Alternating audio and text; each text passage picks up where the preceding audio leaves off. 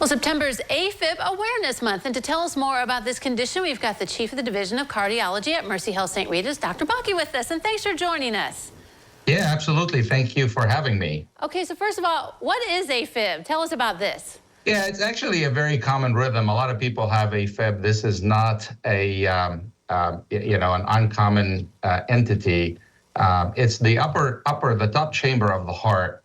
It start going irregular and fast. And basically, what the patient is going to end up with is an irregular, fast heartbeat. And so like I said, it's a common rhythm. A lot of people have it. Probably many people have it, and they don't realize it. They just keep going. But yeah, it's a pretty common irregular heartbeat that originates in the top chamber of the heart. Okay, so if we might have it, we don't know it. How do we get it caught? Are there symptoms that we can find out? So most patients, you would hope that most patients are going to feel the irregular. So most of the patients are going to feel a rapid beat, irregular heartbeat, and if at the beginning, it's probably going to be lasting for just a few minutes or a few seconds, and they might not give it much attention. And ultimately, if they just keep going, it's going to be more frequent, and at some point in time, they're going to seek help.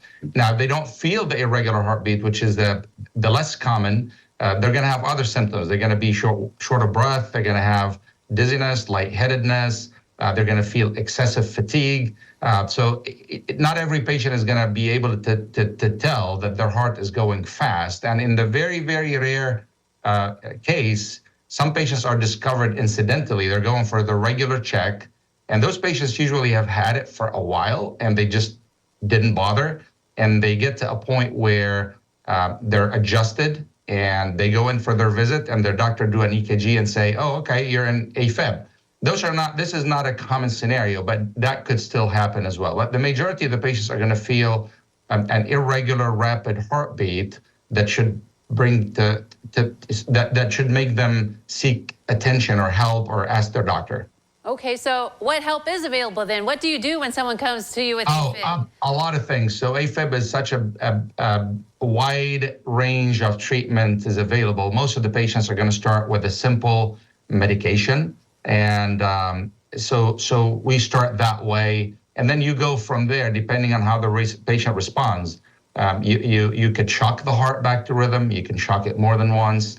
And if that fails, there's a procedure called atrial fibrillation ablation, where we can go inside the heart and burn that area, either freeze or burn that area that causes the AFib, where that extra electrical activity is coming from.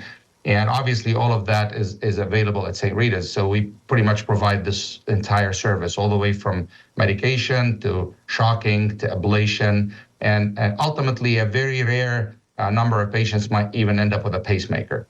Okay. All right. So are there ways we can prevent this? I mean, our diet or exercise or something like that? I don't know if I want to use the term prevent, but obviously, and there are many triggers that if you have, if you're a person who's susceptible or at risk of having AFib, there are triggers that could put you in AFib, such as excessive stress, lack of sleep, excessive caffeine, excessive alcohol, obesity, if you're overweight, if you have sleep apnea. Yeah, those are triggers.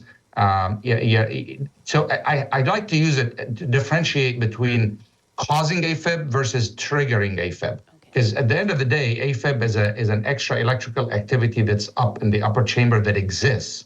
And therefore, if it stays quiet, you're not going to have AFib.